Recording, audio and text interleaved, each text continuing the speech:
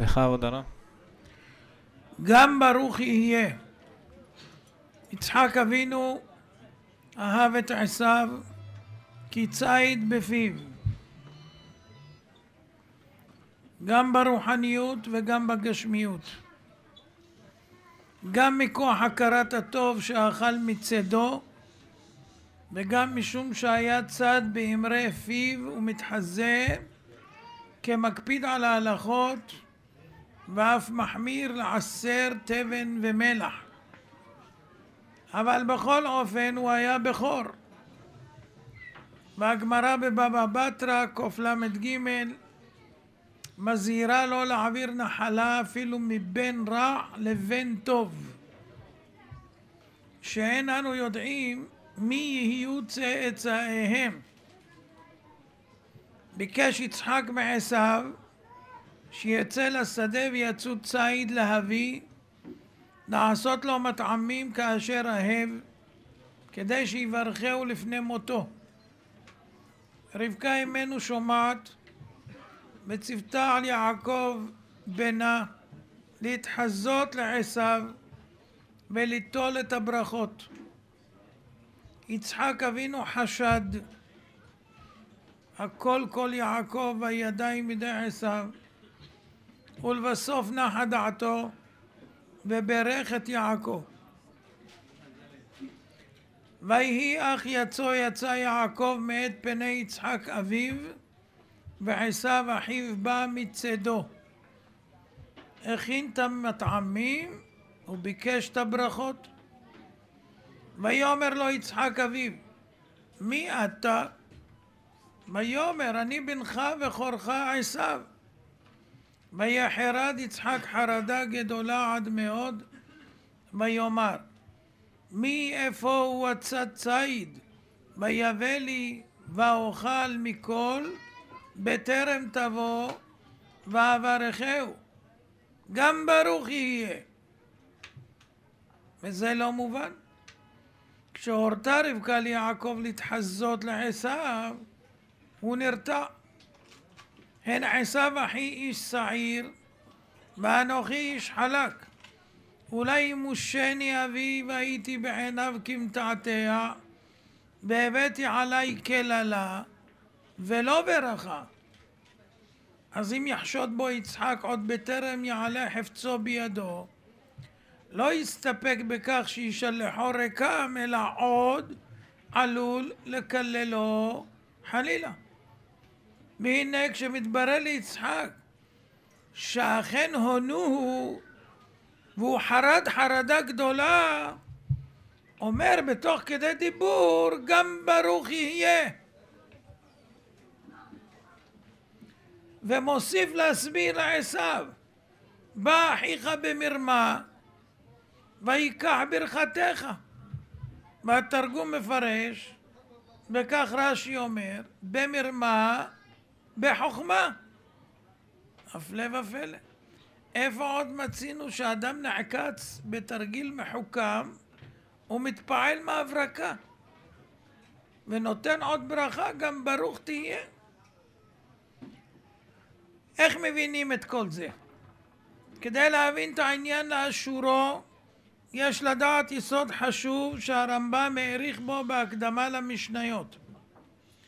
הבריאה נבראה בחוכמה עצומה, ואין בדבר לבטלה. אם כן, כל דבר בבריאה, או שהוא מטרת הבריאה, או שהוא משרת את המטרה. כשמבינים זאת, משיגים שהבריאה לא נבראה עבור הפילים או הנמלים, כי אין להם שום תועלת במחצבים למיניהם. אין להם תועלת במגוון הצמחים למאכל ולמרפא.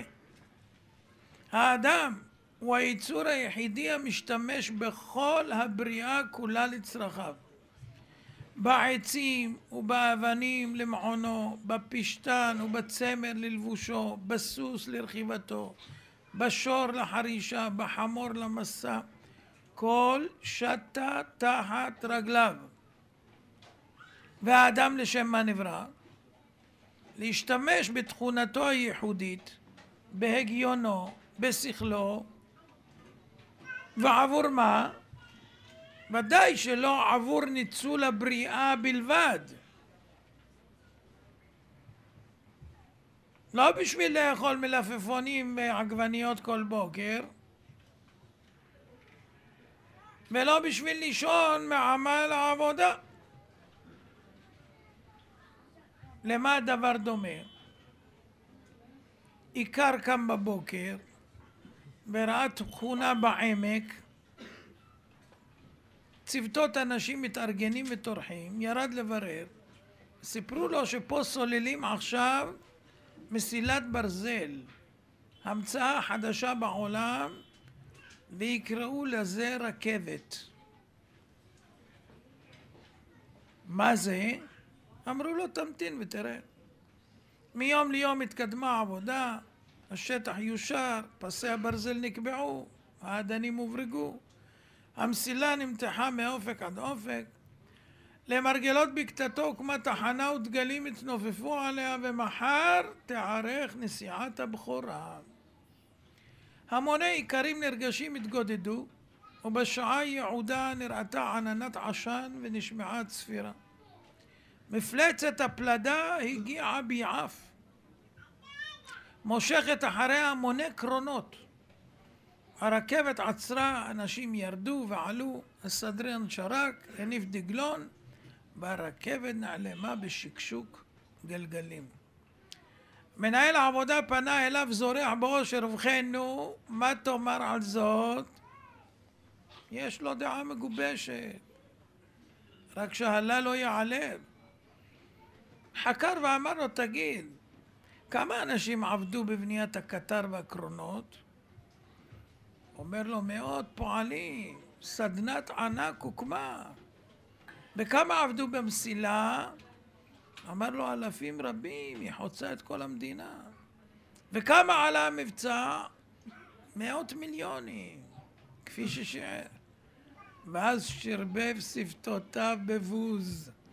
כל זה כדי להוכיח שאפשר לדהור בלי סוסים? זה נקרא שטיו, שוטה. האם באמת הוא חושב שהרכבת נוסעת כדי לנסוע ותו לא? לרכבת יש ייעוד, היא ממלאת תפקיד. היא מסיעה מסעות, מעבירה אנשים במהירות ליעד המרוחק. נו, והאדם, האם הוא חי רק כדי לחיות ותו לא? הלא יש לו יעד. מהו? חייבים לומר שהיעד הזה רוחני, להכיר את הבורא, לדבוק בו, לעשות רצונו, לעובדו בלבב שלם, ולשם כך ניתנו בו דעה, בינה והשכל. בשביל להתקיים בבריאה לא צריך שכל של אדם. רואים שכל בעלי החיים קיבלו בדיוק מה שהם צריכים, ובאינסטינקטים הם משיגים הכל, יודעים הכל, לא צריכים לברר אפילו. לא צריך לחפש בגוגל, מה המטרה? אם כך שואל הרמב"ם, מדוע נבראו כל כך הרבה טיפשים? שאלה נפלאה. התשובה שאם היו כולם חכמים, אז כולם היו שואפים לרוחניות לבדה. כולם היו נכנסים לכולל ולא עושים שום דבר. אז מי היה חוטב עצים? מי היה מסטט אבנים? מי היה מגדל פירות? מי היה בונה בתים? מי מייצר רהיטים? מי חורש, זורע, קוצר, מעמר, דס, זורע, טוחן, בורר, לש ואופה? מי היה גוזז את הצמר, מלבן וטובב והורג ותופר בגדים? מי היה קורא את המתכות וצורף ויוצר כלים מכלים שונים? לא היה מספיק בחיי מתושלח מה שיספיק ללמוד אלו המלאכות. ומתי יהיה מוצא פנאי ללמוד ולקנות חוכמה? לפיכך נבראו שני סוגי בני אדם. הרמב"ם, החכמים שהתעלו בחוכמה והדבקו בבוראם, ועמי הארץ שיעסקו בעניינים הארציים ויכינו לחכמים את לחמם וכל צורכם. מעשה שהיה. הרב גלינסקי מספר מעשה שהיה. החפץ חיים זכר צדיק לברכה הגיע לוורשה בצורכי הכלל. המונים נהרו לאכסניה לעצה ולברכה. ביניהם היה אדם שהציג את בנו בן 10. הרב יברך אותו שירצה ללמוד. הוא יושב בכיתה וחולם, בלימוד לא מעניין אותו. והחפץ חיים שואל, ויש לו כלים? יש לו יכולות, כישרונות? האבא אומר, המלמד מתפעל מכישרונו, זיכרון נפלא ותפיסה מהירה והבנה מעמיקה, אבל שוגע הוא בחלומות בהקיץ. מה ילד אדיש? האב מוכיח אותו, המלמד מוכיח אותו, כעת גם הרב יוכיח אותו, הוא ישרוד וימשיך בשלו. החפץ חיים נטל את הילד, ליטף אותו ברוך, קינזיס, ילד מתוק, בבקשה ממך אל תוציא לעז על הקדוש ברוך הוא. הילד פקח עיניים תמהות ואמר, חס ושלום אני מוציא לעז על הקדוש ברוך הוא? במה? איך אני עושה זאת? אני רק מבקש שיניחו לי לנפשי, זה הכל. אמר החפץ חיים, בוא ואספר לך סיפור. נו, סיפור כידוע, ילדים גם מוכנים לשמוע. היה זה לפני דורות רבים, פתח חפץ חיים ואמר, הסנדלרים והאינסטלטורים ארגנו משלחת שתייצג אותם לפני בורא עולם. יש להם קובלנה, טענה נוקבת. מדוע את כל הכישרונות הקדוש ברוך הוא שתל אצל הרבנים? למה התפיסה שלהם בהירה ומהירה וזיכרונם נפלא וכוחם בפיהם בלשון לימודים צחה והסברה בהירה, ואת הסנדלרים והאינסטלטורים הוא קיפח? שמע בורא עולם ואמר, חוששני שאתם כפויי טובה, וכי איזה רב יודע לייצר זוג מגפיים כלקתם, כמה חוכמה ותבונה מושקעת בהם, כמה אומנות ומיומנות, הסוליה והעקב והחיפוי. תראו לי רב אחד שמסוגל להוציא מתחת ידו כזה זוג מגפיים. מיד נהרו פניהם, זרחו עיניהם, מה שנכון נכון. הלא תבינו, אמר בורא עולם, אני לא מחלק מתנות חינם, נותן כלים ראויים לזקוקים להם. הרב זקוק להבנה בהירה כדי להשיג שמועתו כהלכה, הוא צריך זיכרון כדי שלא ישכח תלמודו, והוא זקוק לכושר הסברה כדי ללמד, וכישרון נאום כדי לדרוש. אז אלה כלי מלאכתו וצייתי אותו בהם. ואתם זקוקים לכישרון המעשה, למיומנות של מלאכה, כדי שיצא דבר מושלם מתחת ידכם. וקיבלתם במידה קדושה, כל אחד קיבל את שלו. שמעו, הבינו והתפייסו. עד עכשיו. כי עכשיו הכל עומד להשתנות. הנה, המלמד קבע, ואביך מעיד, שיש בך כישרונות נעלים. הבנה בהירה, ותפיסה מהירה, וזיכרון נפלא. אבל אתה אינך רוצה ללמוד. נייחה, רב לא תהיה. אבל להתפרנס תצטרך. ומה תעשה? בעל כורחך סנדלר או אינסטלטור. אמנם ממרום לא חננוך בכישרון המעשה, במיומנות לכך, אבל באין ברירה תהיה הסנדלר הגרוע בעולם. תוציא מתחת ידך נעליים עם 3 קצוות ותמכור אותם בחצי מחיר. ומה אפשר לעשות? בכך בחרת וכך יהיה. אבל אז יארגנו הסנדלרים עוד משלחת חדשה ויטענו ריבון העולם, אמרת שהרבנים נצרכים לכישרונותיהם, למה שינו את הסאונד? אמרת שהרבנים נצרכים לכישרונותיהם והסנדלרים לא, וקיבלנו זאת. אבל הנה יש פה סנדלר אחד, ואפילו סנדלר גרוע, שניחן בכישרונות של רב מובהק. אז למה אנו ניגרע? רק הוא קיבל תכונות של רב. ואני שואל אותך, מה יענה בורא עולם? אז בבקשה, אל תוציא לעז עליו שהוא עושה אפליה. זה החפץ חיים אומר לילד בן 10. יש לך כישרונות מובחרים, נצל אותם להתעלות בתורה, ותהיה גדול בישראל, כי לכך נוצרת. זהו שאמרו בגמרא בחולין צדיק ב', ומה זו לגפן נמשלה. ככתוב גפן ממצרים תסיע, זמורות, זה הגזע. זמורות שבה בגפן אלו בעלי בתים. רש"י מפרש, מה זמורה זו מוציאה לו לבין ועלים ופרי? יש פידבק בסאונד.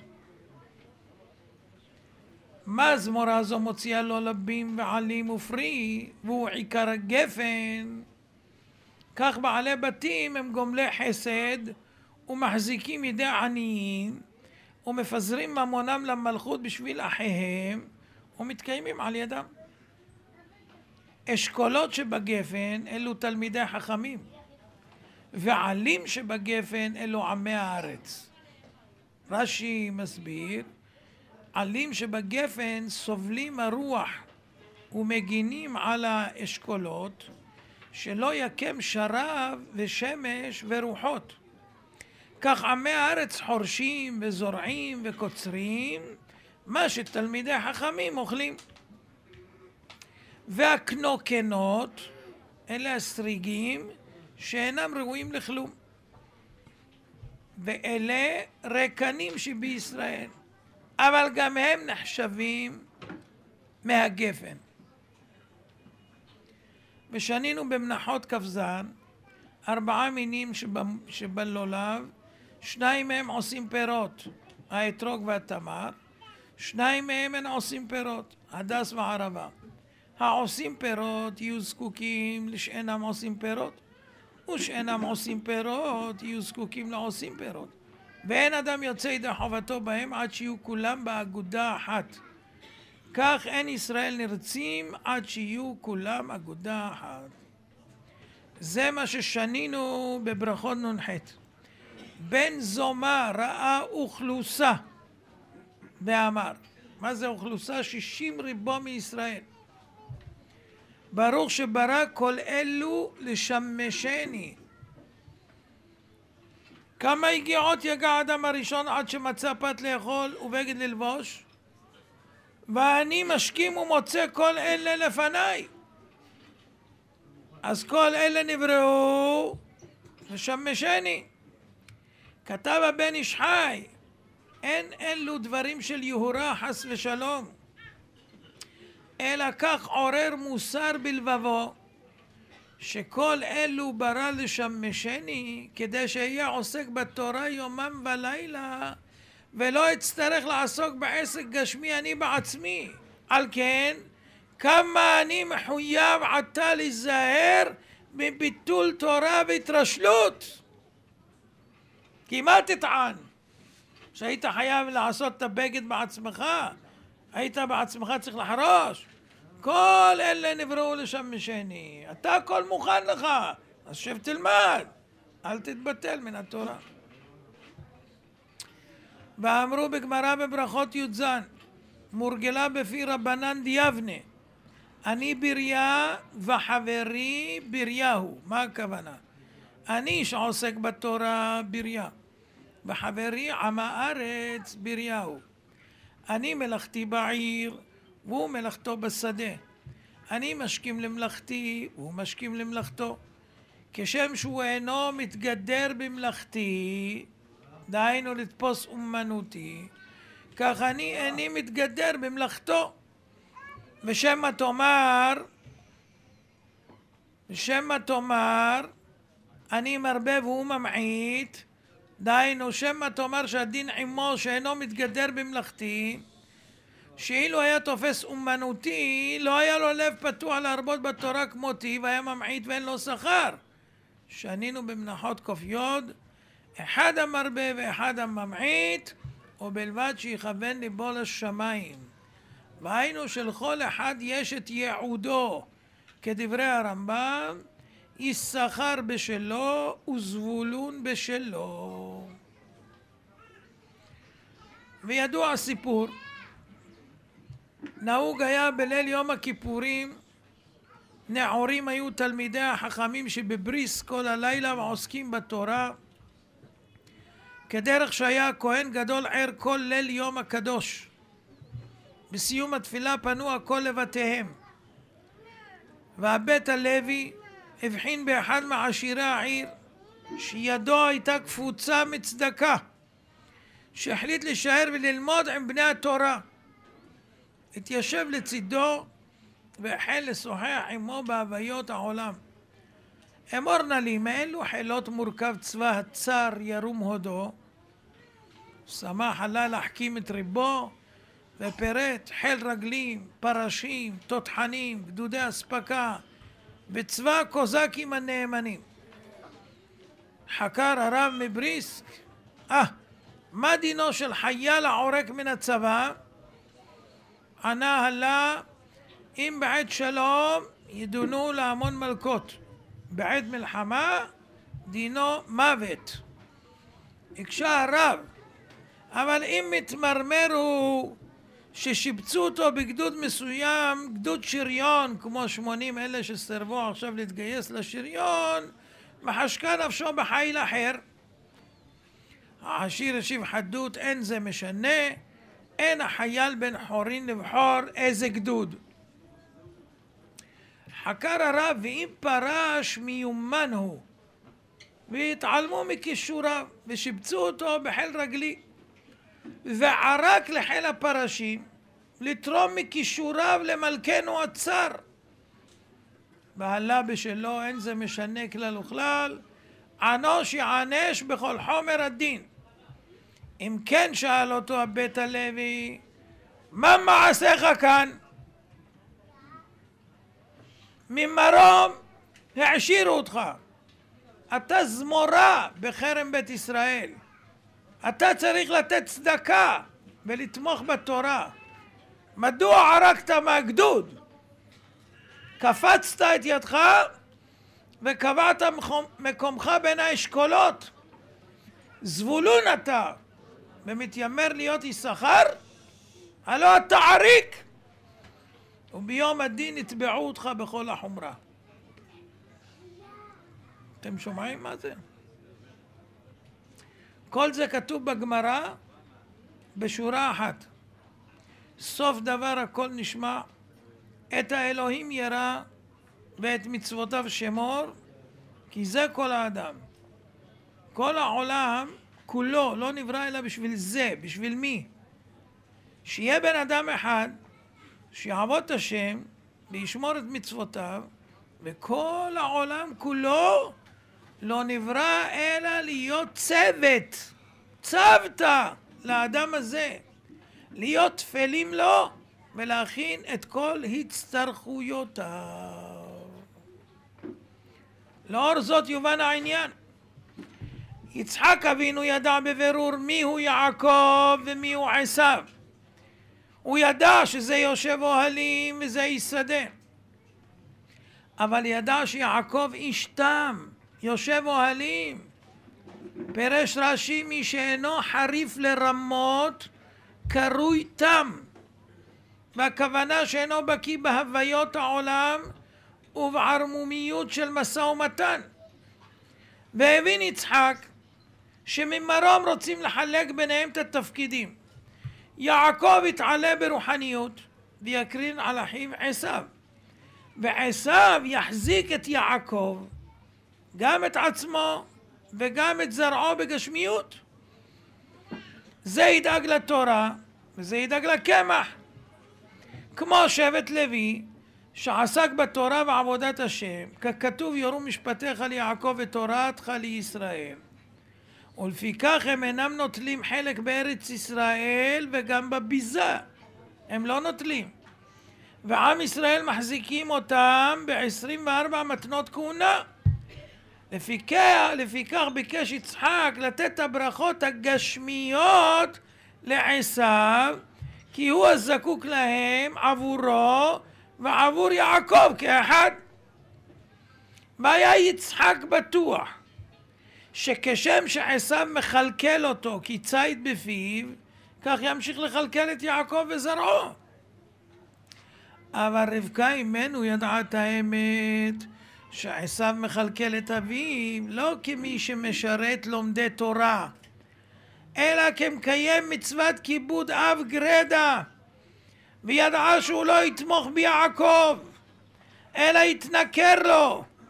לכן החליטה שאין ברירה ועל יעקב לדאוג לקמח ולתורה כאחד. גם לוי וגם שאר השבטים יהיו מזרעו. לא רק שבט לוי יצא ממנו מיעקב, אלא כל שאר השבטים, גם יששכר וגם זבולון. לפיכך עליו ליטול את הברכות. לשם כך התחזה יעקב לעשיו,